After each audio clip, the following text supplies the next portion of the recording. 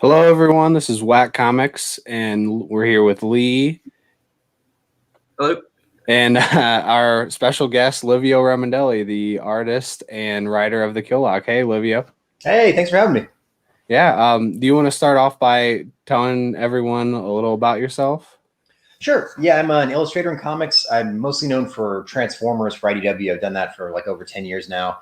I worked at Wildstorm before that. I was a concept artist on the DC Universe Online game. And then The Kill Lock, which came out, started to come out end of last year, and the trade is out this month. That's the first like original series I created and wrote and illustrated. So yeah. Awesome. So we got a couple people in here, Animali and Geeky Guy Comics. Hey, guys.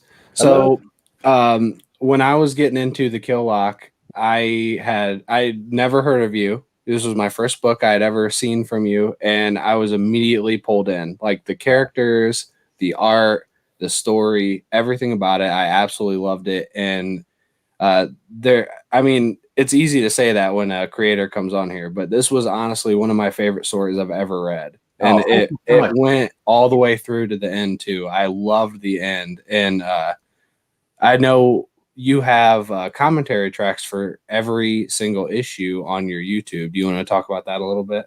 Yeah. First, thank you so much for the kind words. Like the Kill Lock was like one of my favorite experiences I've ever had. I loved making it. You know, I put a lot of my heart into it, and it's really cool to hear people respond to it that way.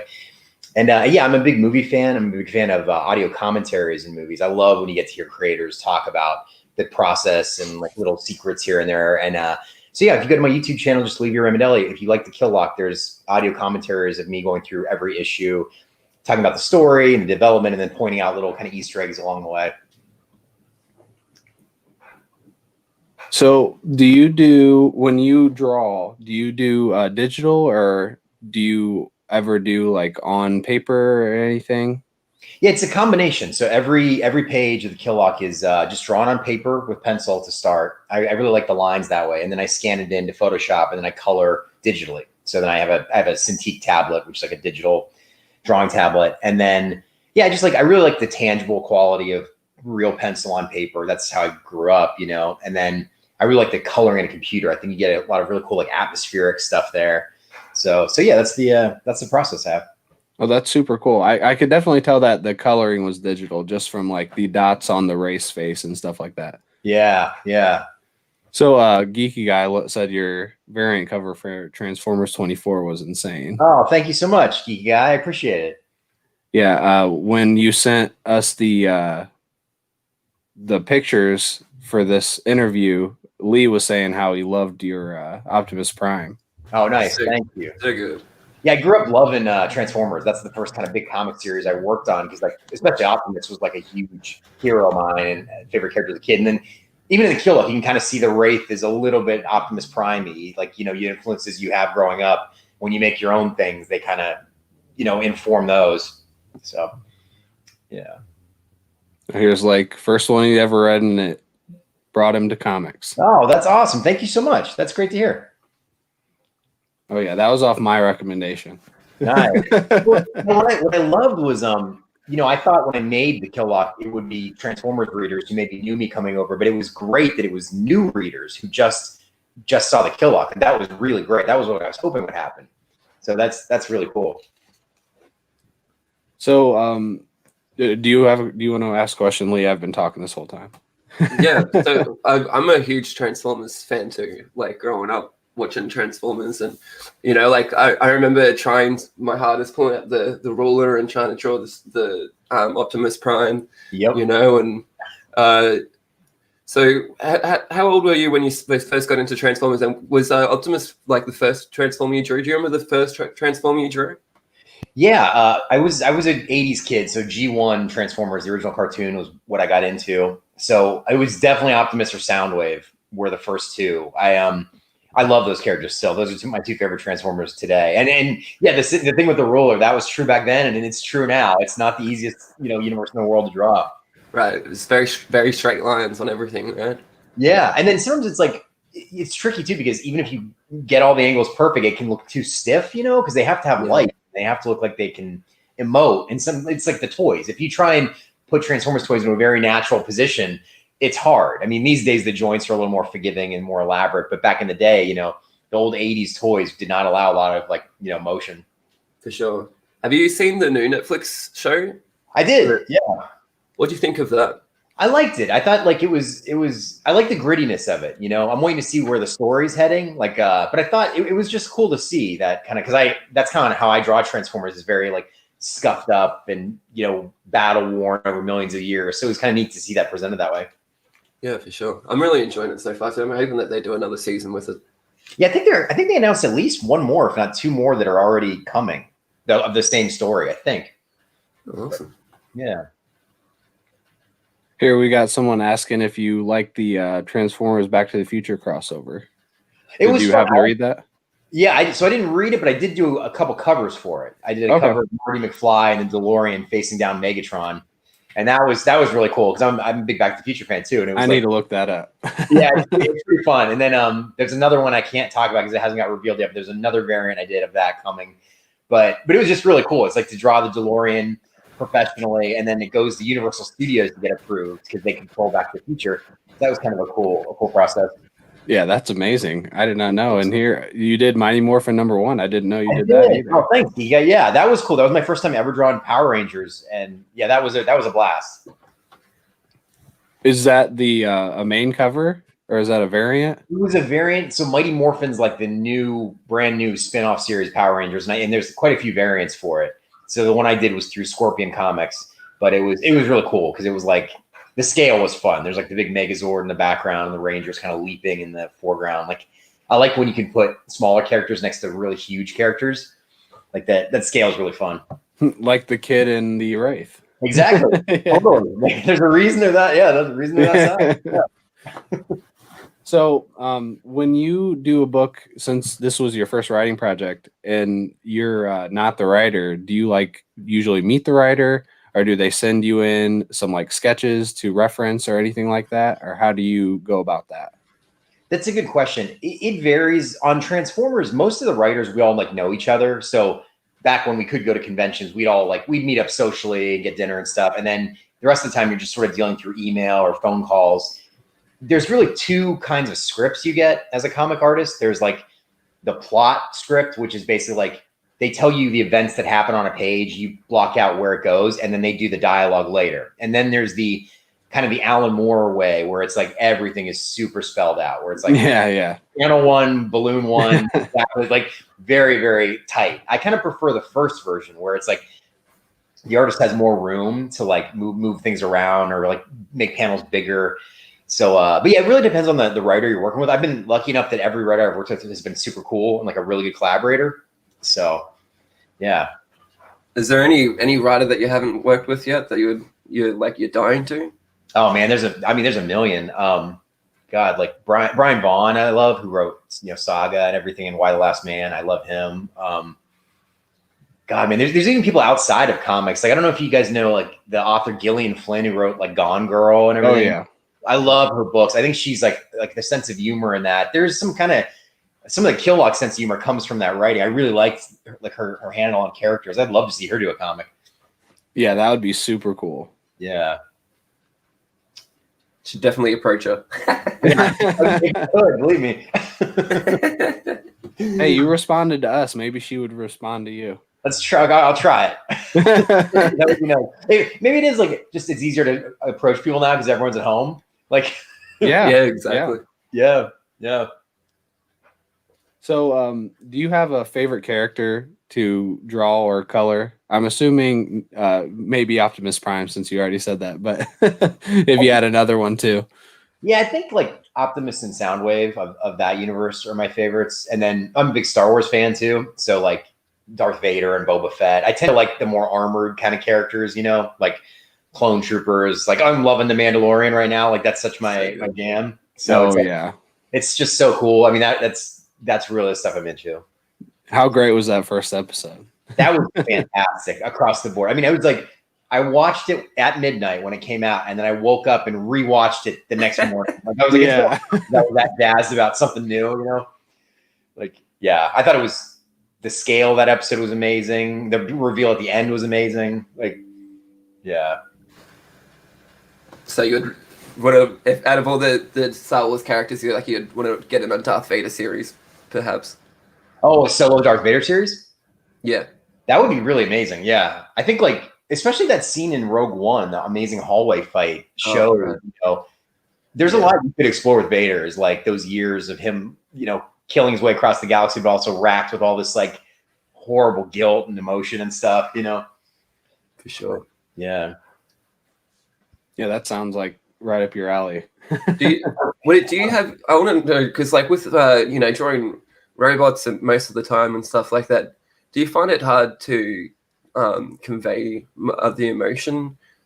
I think it would be a lot harder, like more of a challenge, you know, because you haven't got, you know, your normal face that you can, you know, just see what they're feeling. And is it harder to draw?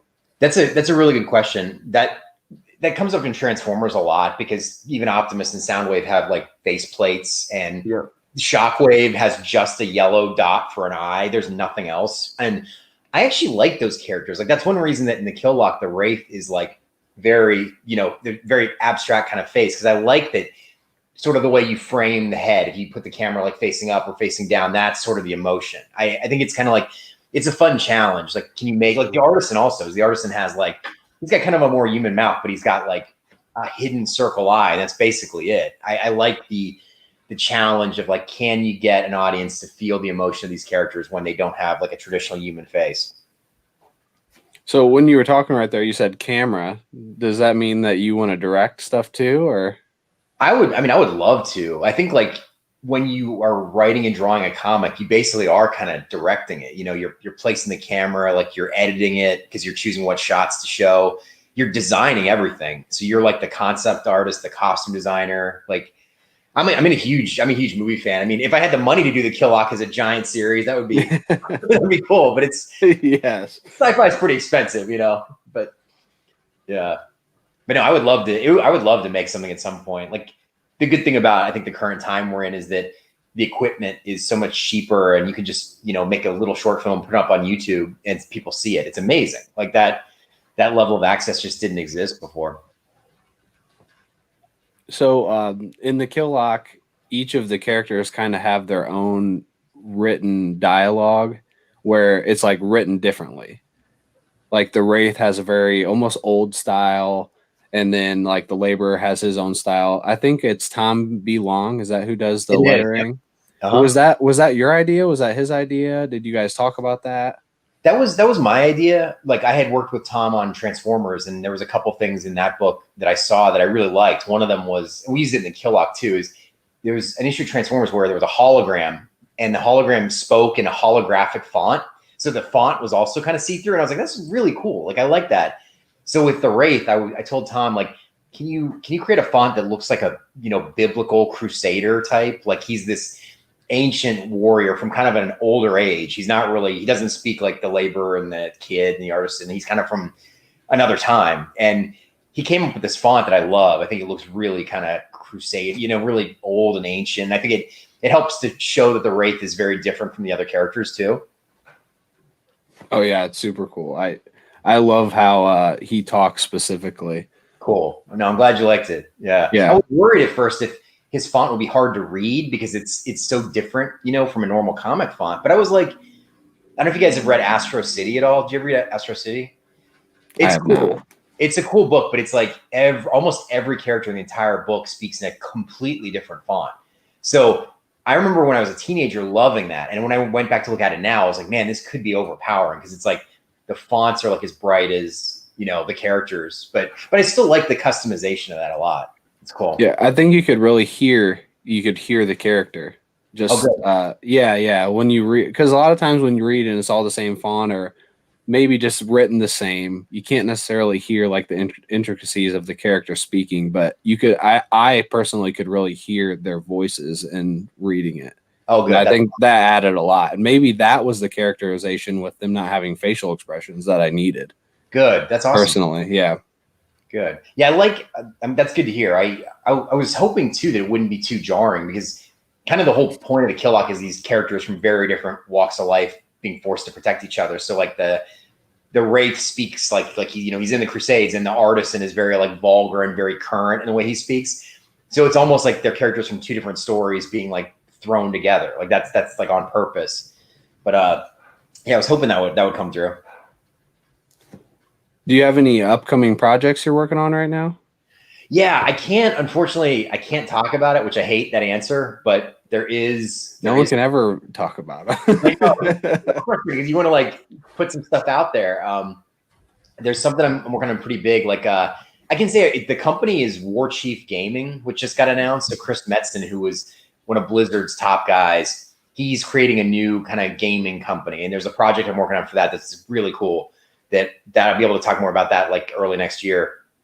And then yeah, that's been really cool. And Chris is an awesome guy too. We work together on Transformers. He's a really, really cool collaborator, really good writer. And then yeah, I can tease like during quarantine, because the response to Killock was pretty nice, that I've been like writing what I think like a follow-up series would be. And that's been a real blast, because now there feels like more momentum, because when I wrote the first one, I was like, man, I don't know if anyone's going to respond to this or like the characters. And to hear like from you guys are the kind words that I really appreciate. That feels good to know going into potentially a second one that there'll be like an audience out there. So oh yeah, I'm ready for a sequel, a prequel, whatever you got. Nice. That's awesome.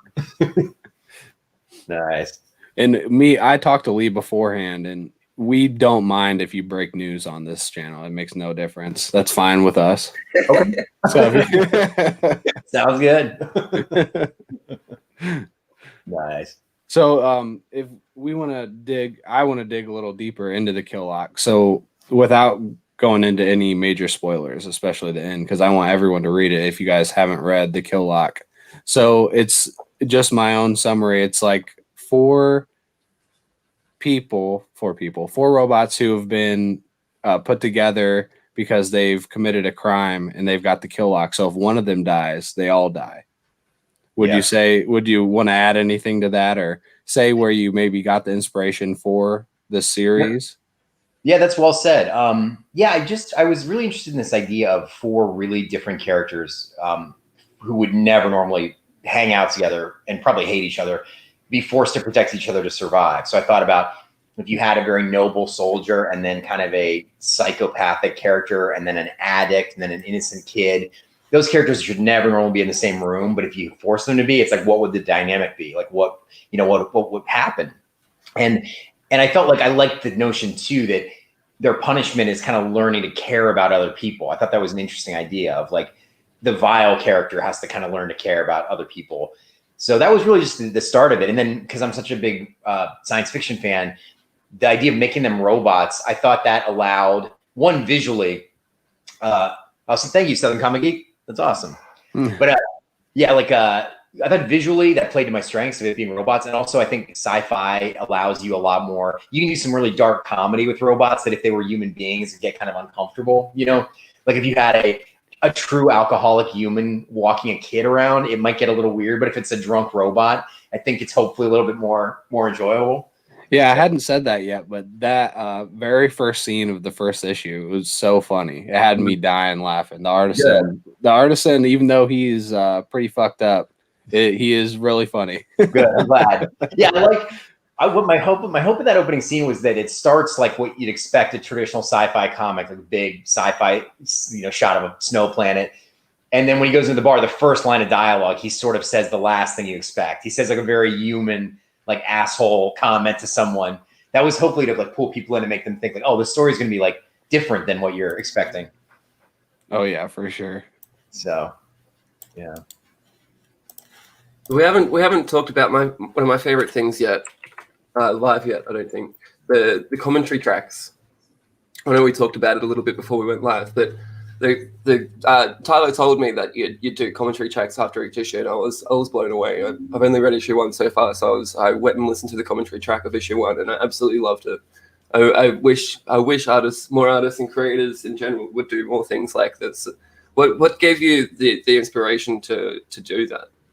Thanks. Yeah, I'm a giant movie fan, so like audio commentaries on movies, I love. I think like I've been listening to that since I was like in college. The idea that you can just, because they're great because you can be drawing while you're hearing that, so you're taking in this information, and you're basically getting like free film school from some master people, like David Fincher and like Ridley Scott and Francis Ford Coppola all do really, really great commentaries, and I've learned a lot about storytelling and writing through them and everything, all kind of storytelling. So I thought, one, I love listening to them. And then I was like, it would be cool to make one because I know like how much it meant to me and how much I enjoyed them. So I was like, there's probably an audience out there. And I agree. I wish more like comic creators did it too. Yeah, everyone needs to read the Kill Lock so they can listen to those tracks, because that as much as I loved reading it and rereading it, that was so fucking awesome to discover and listen to, especially at work, because like I'm just listening to stuff at work. That just took me away from work for like 20-25 minutes and just got to re-experience it through your eyes. It was so exciting. That's great. Thank you so much. That really means a lot, because it's like, it's really cool to hear that, because when you make them, you're like, I hope someone out there will like this. So to meet someone who liked it is great. Yeah, and we had talked about it a little before, but even I read every issue 2 times before I'd even listened to it. Oh, and nice. you had said a few things in there that I hadn't even noticed, like the second issue, which isn't really a spoiler, where they go to a new planet, and you said that it was on a dead robot. Like the planet was a dead robot, and I did not notice that. So I went immediately back and looked at it, and I was just blown away. I was like, how did I not see that? That is so cool. Nice. That's awesome. Yeah, I tried over and over in this series. I tried to do stuff like that, like the opening spread when the artist walks into the bar. Initially, it was just, I drew like an entire crashed ship. It was the idea that a ship had crashed. Then they had made that into the town. And then I looked at it and I was like, you know what? I think we can make things like weirder. So then it became kind of the bones of a giant, like long dead creature. And then the town is kind of built into the bones here and there. And I thought that was more interesting. And same with like the party planet, when it's the spine of the robot. I was like, you know, we've seen a lot of city planets out there. And I was like, I think there's an opportunity to make something weirder. Because I love kind of the Star Wars idea that ships get reused, you know, that there's a history to the universe. Like you visit a planet and it's dirty. And so I was like, that's a cool notion that there was a giant robot that died in deep space. And then a city kind of was built out of his spine. I thought that kind of suggests a lot more world building too. It's a secret sequel to We Only Find Them When They're Dead. That's true. That's true. Which I just did a cover for that too, actually. Oh, really? Yeah, I just did one. Yeah. That is super cool. Yeah, that's a beautiful looking book. Yeah. Yeah, I love the gods, the way they look in that. It's so cool. I definitely need to look at that. Yeah, that art's amazing. That I really like that comic a lot. We got a bunch of people joining. Nice. Saying hey to each other. Simple Simon, what's up? Nice. Hello, everyone. Are a lot of the guys regulars? People watching? Oh yeah, a lot of these people are regulars. We got a couple new ones, like Captain Sorrow. She's never here. Simple Simon. No, they're here. Captain Sorrow's won two of our 3 giveaways, and Southern Comic Geek won our last one as well. So. Oh yeah, we've got a giveaway today too for the Kill Lock number 5. I think you're gonna sign it too, right? Yep, I will sign it. Awesome. I picked that one because that one, without spoiling anything, just tore me in half at the end. Yeah, I apologize. I was like, oh no. But I mean, that's definitely not spoiling anything though. So yeah. Have you been keeping track, Lee? Yep. Okay. I've got everyone's names down. Awesome, because we didn't discuss that, so that's kind of what we do here. How are we going to be given away? Is it a raffle? Yeah, I've got a randomizer, so cool. I'm writing everyone's names down in the randomizer, and when we get down to the point, we'll randomize the list a couple of times. You can win. You can get in this one, Southern Comic Geek. You're here. You can get in it. Doesn't matter how many times you want our giveaways. You can always get in on one if you're here. Nice. Have you been reading anything lately that you've been loving, Livio? I know you said we only find them when they're dead. Anything else? I was late to the game, but I read House of X, which was really cool. I don't know if you guys read that one, but I thought that was a really cool X-Men story. I haven't read it because there's too many X-Men books, so I can't keep up. I agree. I'd heard so much buzz about that one book that I was like, I wasn't even necessarily wanting to read an X-Men comic. I was just like, okay, I've heard enough from my friends about this, and I checked it out. It's really, really interesting. Did you read both, like House of X and Powers of X, or just? Yeah, I read both of them. Yeah, you get the hardcover? I did. It's a nice hardcover, right? I love beautiful. I bought it during COVID too, because I wanted to support a local comic shop here, because this was when comic shops were like shut down and Diamond was shut down. So I went and I wanted to buy something expensive to help like a local shop. So I bought like that really nice hardcover. Yeah, it is expensive too. It's like $80 down here in Australia. Yeah, it is expensive. Yeah, but it's beautiful. Yeah, it's so worth it. Yeah, I haven't read an X-Men book quite like that in my life. Same. Yeah, I thought I hadn't read X-Men regularly in over 10 years. And I thought it stood on its own, and the characters felt familiar, but also really kind of new directions for him. Yep. So yeah. The main thing I heard about is I forget who the writer is, but he really leans into them being villains. Yeah, there's a scene where, minor spoiler, they kind of confront the Fantastic Four, and it's like Cyclops confronting the Fantastic Four, and it's sort of edgy, because it's basically, they really push the angle that mutants are something completely other than regular people, and that the Earth is rightfully theirs, kind of thing. Even Xavier sort of pushes that a little bit. So it's interesting, yeah. Maybe I'll have to read it just off your recommendation. I'll I guess, get the gumption to go get a Marvel book. I do it. Are you more a DC guy generally? Yeah, I'm more a DC guy. I'm just not really into Marvel. I don't like new #1s every week and stuff like that. Sure. But yeah, I kind of go both ways.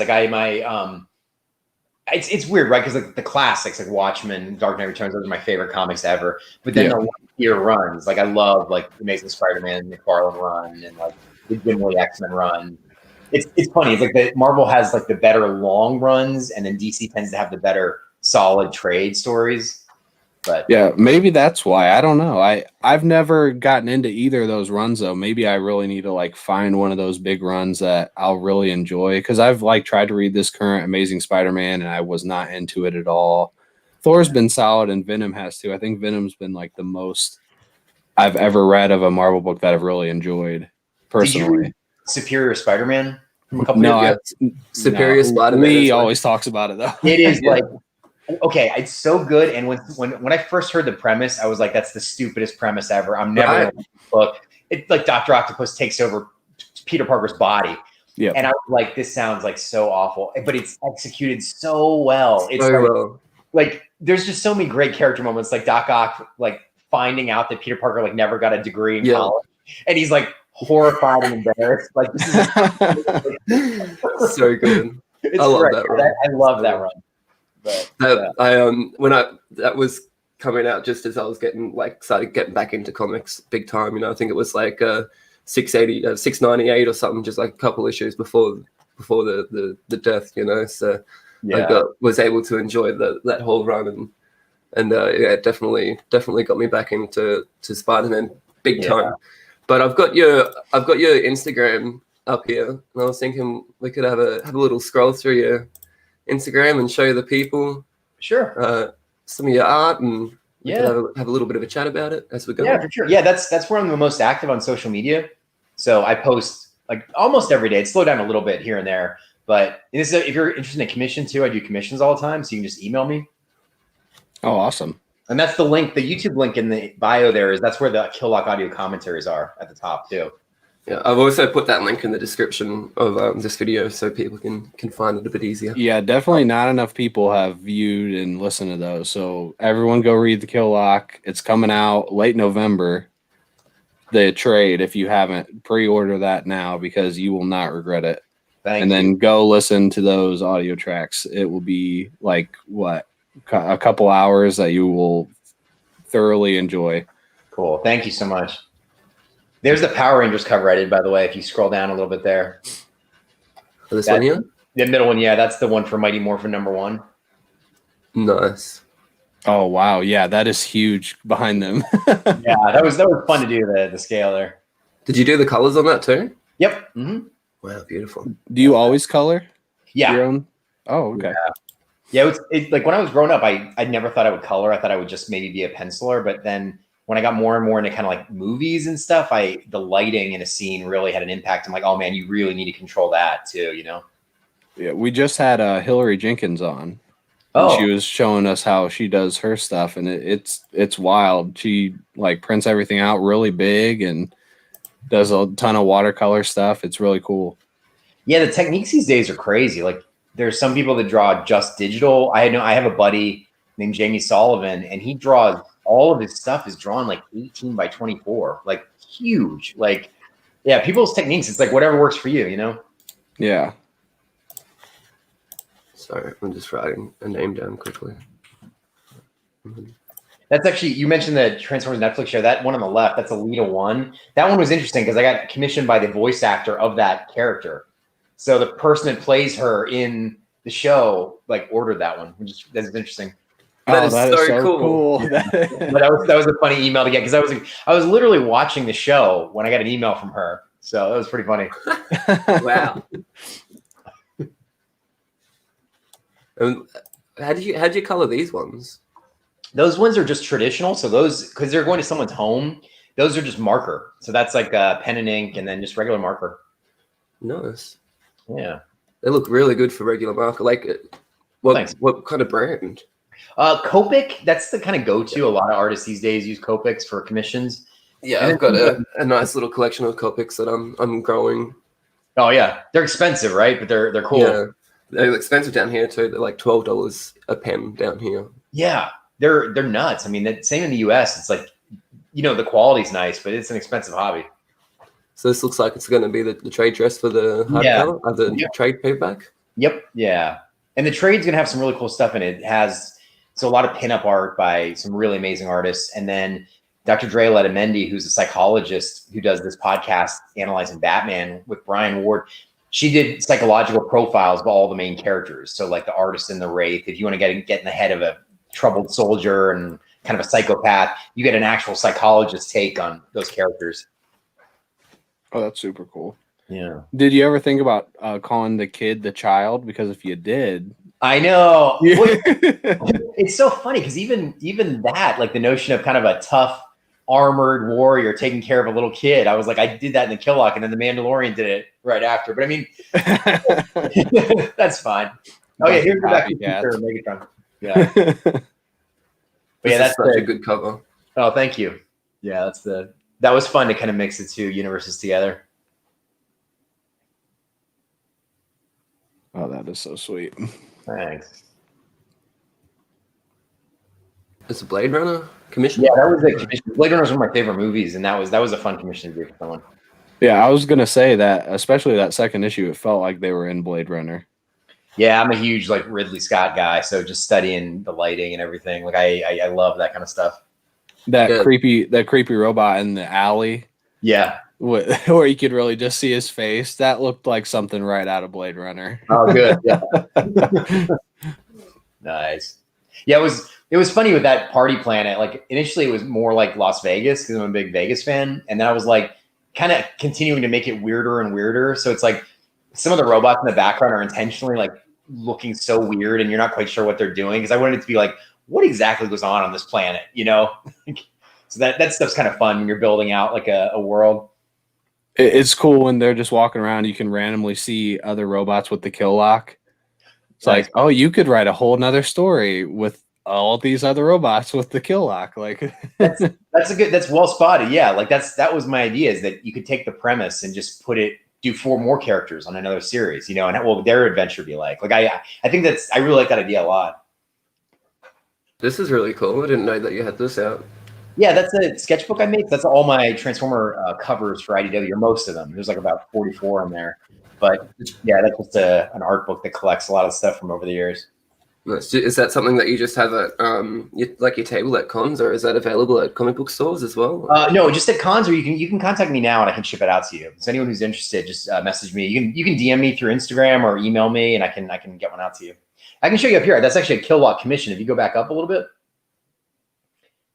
on the far right where they're playing cards, like the middle row there. Oh yeah, that was kind of a fun. Yeah, someone wanted a Kill commission, so it's really cool to kind of create these characters and have someone wanting to own, the original. There's some nice moments I put in here. If you've read the book, the artisan is cheating, so he's sitting on his cards, and then the kid is unintentionally showing the artisan his cards, like he doesn't really know how to play. So I put in this. Oh my god, I fucking love that. That is so Look good. how little the kid looks too. Yeah. His mug is like twice as big as his head. But yeah, it's cool. It's fun to draw these guys now that the main story is over. You can draw them in commissions doing something else. It reminds me of that like the dog one where all the dogs are playing cards. Oh yeah, for sure. Yeah. Ooh, Black Panther. That's a cool one. Yeah. Was your pencils for your Transformers cover? That was for Power Rangers. The Power Rangers. Oh, Power Rangers, I mean, sorry. Yeah, it's funny on Instagram too. It's like sometimes people like when they see really finished art, and sometimes they really like the process of seeing really rough sketches and stuff. So I try and like post like both those things. Yeah, me personally, I love seeing like the whole process. What advice would you have for an upcoming artist? Yeah, good question. I think a couple things. One is if you're an upcoming artist, it's a golden age of being able to watch YouTube. You can like watch a full drawing start to finish on YouTube and see how an artist made it. Like when I was growing up, that was not possible. You really had to, study books, or maybe you got to see someone do it in person, but you couldn't just find out how to paint on a video online, So I would say take advantage of all that. If you're looking to make a name for yourself, like get an Instagram, get a website, make sure it looks professional, and then if you go to conventions, hopefully we can all go back to conventions sometime next year. Go to Artist Alley, get a table, because it's good networking. Oh, that's the on the far right there. That's the We Only Find Them When They're Dead #1 that I did. Wow. Yeah. That is super cool. Right. But yeah, going back to advice, yeah, it's really just kind of, I think getting your name out there is like getting an Artist Alley table. You never know who's going to come find you. That's how I got hired on Transformers. An editor walked by, and I just had Transformers stuff out for fun, and I got hired on Transformers based on that. So, oh my god, wow, yeah, pretty lucky. So that had to be a dream come true, right? Yeah, it was amazing. I was like, anyone, you never know who's going to walk up to your table. Yeah, the Jenny Frisson, I was just showing this like recently. Oh, nice. It's her sketch variant, and it's like one of my favorite covers I've ever owned. Nice. I really love sketches. Just seeing the process, like you said. It's cool these days because like there's so many there were so many Comic-Cons around the world that you can really get some nice art, from a lot of different artists.